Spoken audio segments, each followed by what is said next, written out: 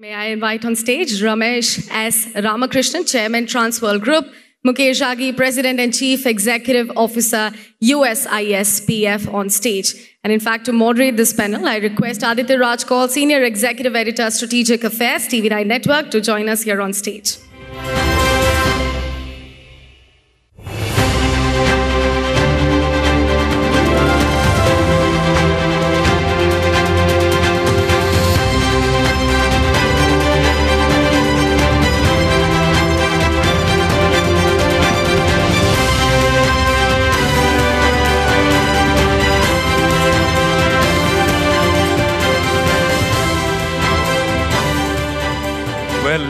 Ladies and gentlemen, a very good morning here in Dubai. It's so great to have you all here. This is just the beginning of the News9 Global Summit. And trust me, this is only the first year of the many that are coming for you. We have two very important guests here who have been pillars of the transformation between India-US and India-UAE in different ways. And when we speak about the India-Middle East Economic Corridor, that was a transformative step that happened immediately after the G20 summit in New Delhi at the Bharat Mandapam in 2023. There were many who compared it with China's BRI. There are others who spoke about the hurdles that will come in the way, and we are seeing it right now in the Middle East. In fact, IMEC is seen as a transformative connectivity and infrastructure initiative aimed at fostering global prosperity through digital integration, strategic cooperation across the continents. It may take time, but just like normalizations have been happening in the Middle East over the last few years, there would be perhaps a little more push that would be required to make IMEC a reality. And to know more, let me go straight across to Mukesh first. To understand how you had spoken, and I remember reading at least a couple of articles that you've written in the last 1.5 years on IMEC, welcoming it as the most significant geo-economic initiative aimed at revitalizing trade and commerce across Indo-Mediterranean region. Are you of the same opinion today? Absolutely. Let me just give you why IMEC plays a very pivotal role between India, Middle East, Europe, and the United States. What we are seeing is a stress point taking place between US and China, and supply chains are getting interrupted there. In fact, if you look at last month's data, there were 34% less exports from China into the US. China, in order to maintain its employment rate, will keep on exporting those. So it's going to find different destinations, or I would say dumping out some of the stuff they're making at a lower cost. The second aspect is that when you have a tariff whiplash policies coming out of Washington, D.C., a lot of countries are saying that we need to find alternative resources for trading. So what we see is a trend where the traffic between China into the US is reducing. We are seeing other countries forming their own regional trading efforts, and that's where IMEC plays a very pivotal role. When you look at the IMEC countries, the combined GDP of these countries is around $47 trillion. And what we are seeing is that as India exports go up, as India looks at the rest of the world, we will see a IMEC corridor being built in, I call, brick by brick itself. And when I say brick by itself, you will see an initiative between India and UAE, which is a trade of almost $100 billion,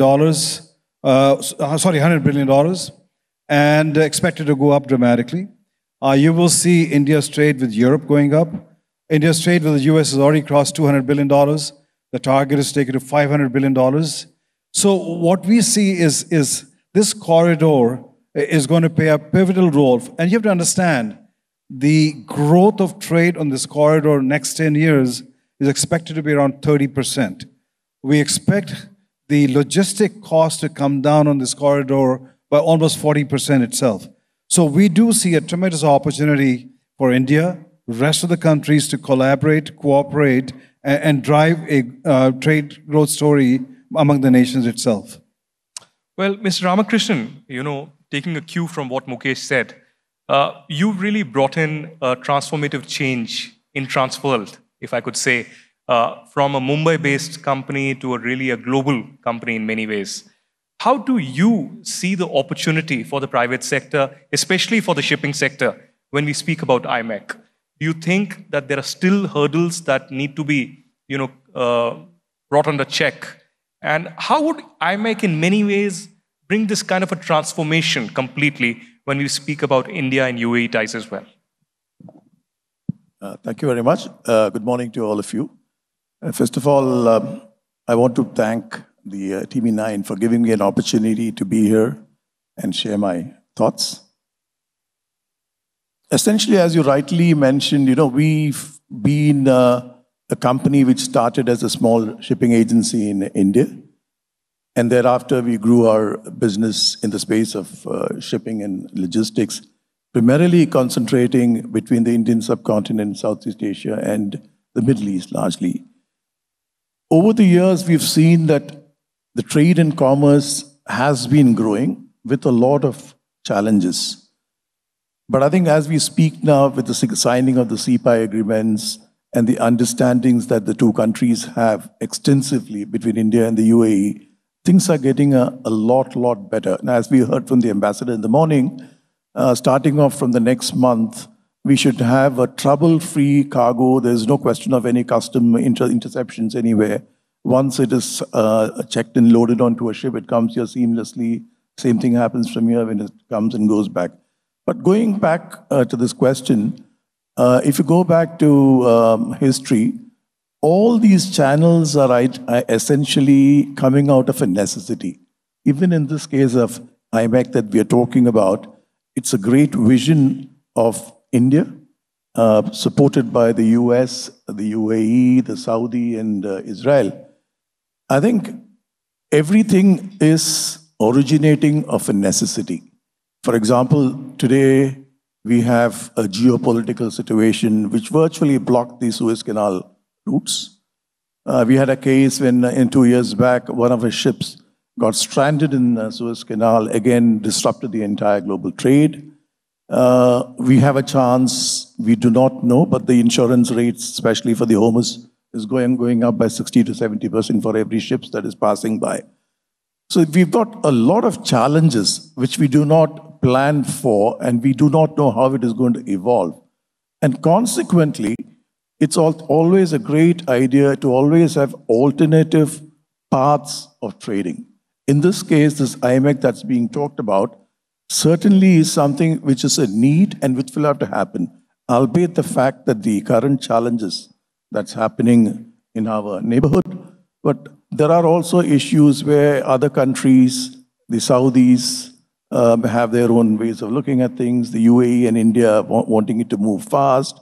The other countries have to sort of speed up their investments and the ideas to go along. Ultimately, this is not just building bridges or ports or terminals. It's more about building relationships, building about friendship, building about understanding, building prosperity, creative employment. A lot of these things are involved. But I'm very certain that this is a need, but it may take maybe some time before it really get concretized and we start seeing the merits of this thought. The great idea from both the governments and the other countries were involved in this. Well, I'm glad that you touched upon the geopolitical instability, because sitting here in Dubai, and observing what's been happening between Iran and Israel, in fact, I should mention here that one of the first casualties or the first attacks that were faced in this was the Haifa port in Israel that is run by Adanis. And I should also mention that Mr. Ron Malka, the former ambassador of Israel to India, was also supposed to be here.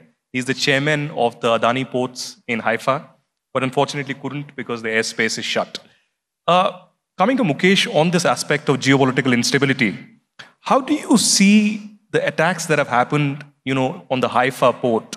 And is this creation of a new Middle East perhaps the baseline to begin IMEC in many ways? Because how do you get rid of this regional conflict, be it between Israel or Hamas or other aspects? There are several regional aspects in this. Because there are continuous attacks that are happening, the supply chains could be impacted, and we saw an example of this during the Russia-Ukraine war as well. Well, it'll take all day to answer that question because it's historical, the conflict. It's religious in some ways. It's economic. And, but I won't dwell too much into that. I think let's focus on the opportunity. What we are seeing is that you have a country like India.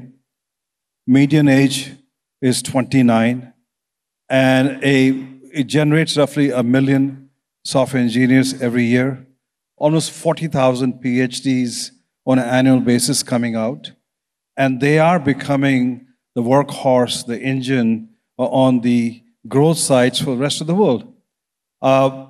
India has roughly around 2,000 global capability centers, and roughly 60% are US-based. What's fascinating is these global capability centers are going way up the value chain.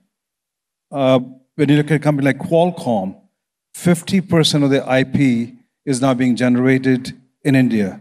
You look at IBM on the quantum computing side, so the advanced research in quantum is happening in the city of Bangalore itself. So India is going to play a very pivotal role in economic growth story across IMEC. And just want to come back, it's not just about India and UAE or India-UAE or the US. We are seeing BRICS being built, Italians coming to India, working with India on a joint program itself. In fact, there's an IMEC summit taking place in Tricity in the month of July itself. We're working with US, Israel, India corridor itself from a startup scenario, from AI, from cybersecurity, from space itself.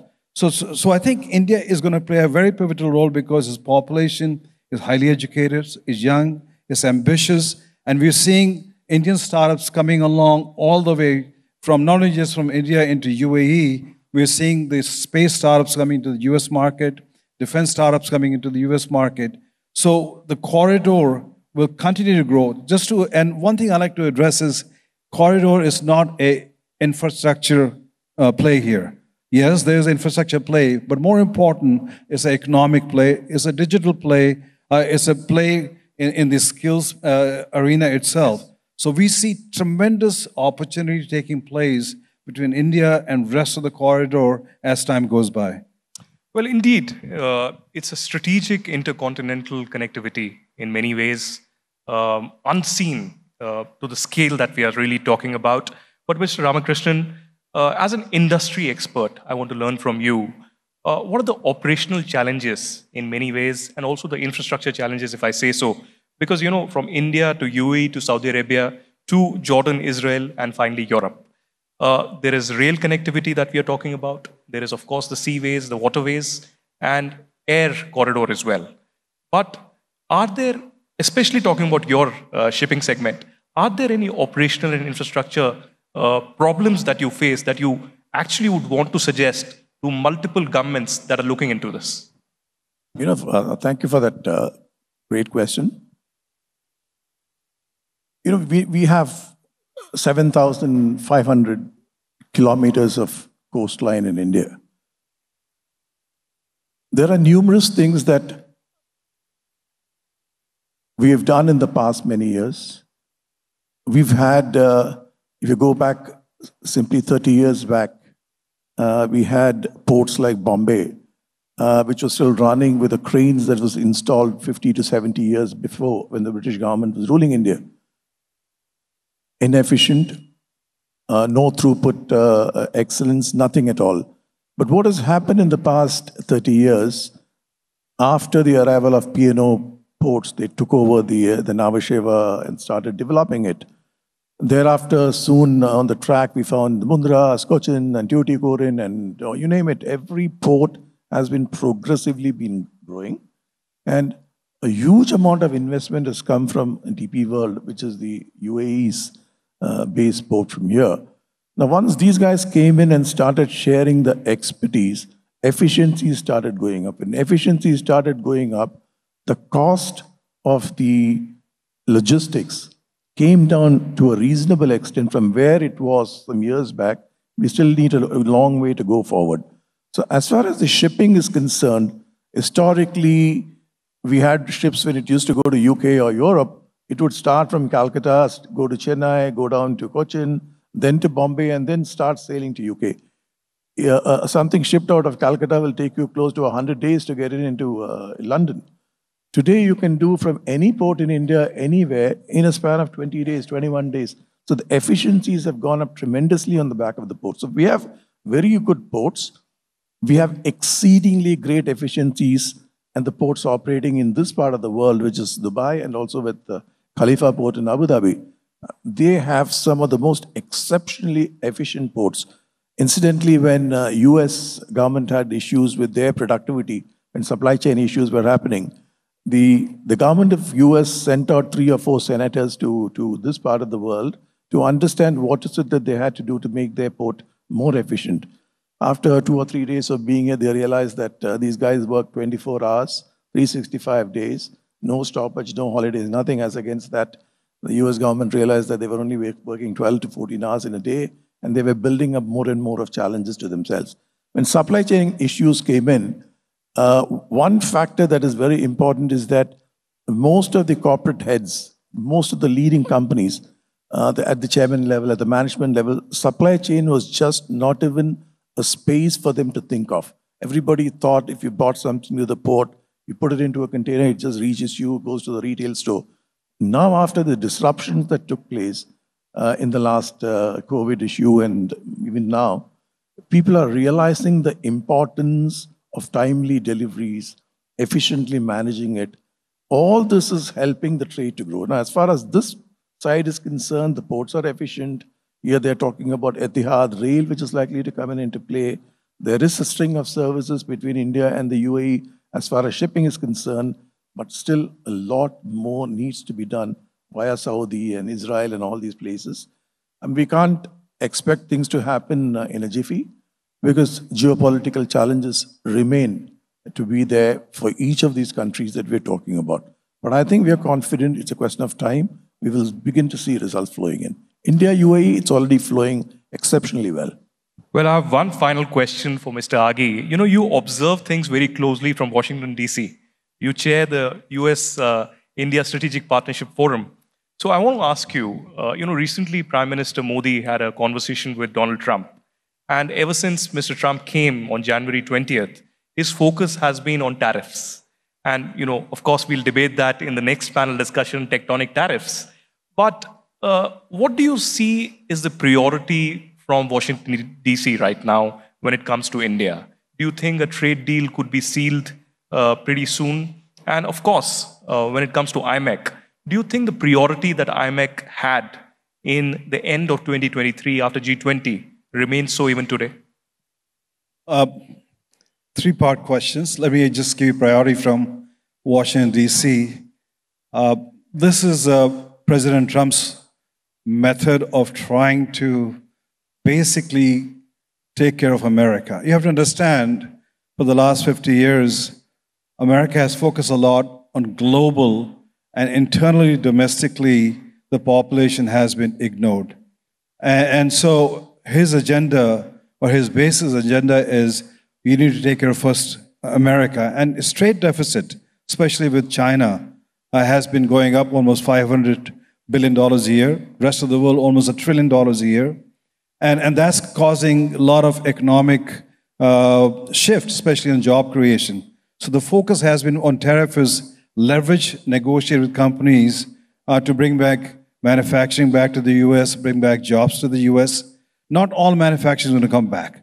I think some advanced manufacturing is going to come back.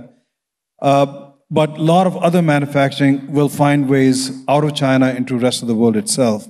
And that's where I think India and US will play a very pivotal role in trying to partner together as a country. I'll give you an example. On chip manufacturing, US is focused on making chips which are 7 nanometers and below, whereas India is going to focus on manufacturing chips which are 15 nanometers and above. So we say that, Make in America and Atmanirbhar Bharat can partner together and work together from that perspective. The second part of the question, as far as US-India relationship goes, I think they're geopolitical, they're economic, they're based on trade, and they're based on people to people. We have roughly 5.5 million Indian Americans in the US and another million carrying H-1B visa. If you look at 5.5 million, they make 1.5% of the population, but they generate 6% of the GDP. So they are very influential economically, politically, and in a social aspect also. So they play a very, very strong role in basically supporting the candidates financially also.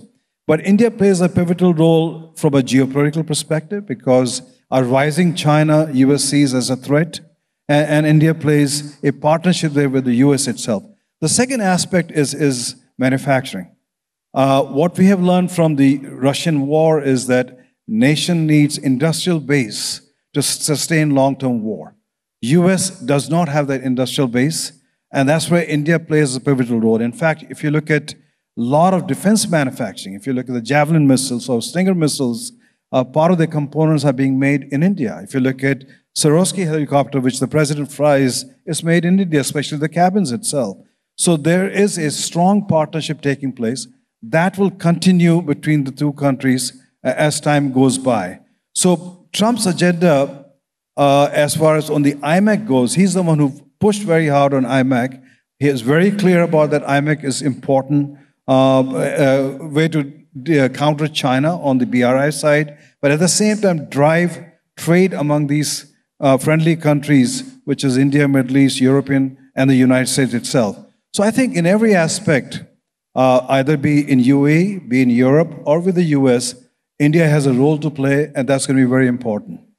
Well, here's hoping that India-Middle East Economic Corridor becomes reality very soon. Please join me to thank both our panelists, Mr. Mukesh Aghi and Mrs. Ramakrishnan, for sharing these insights and pushing for a more robust economic corridor between India and UAE. Thank you very much. Aditya, I'll request you to please honor our guests with the hampers that we have for them.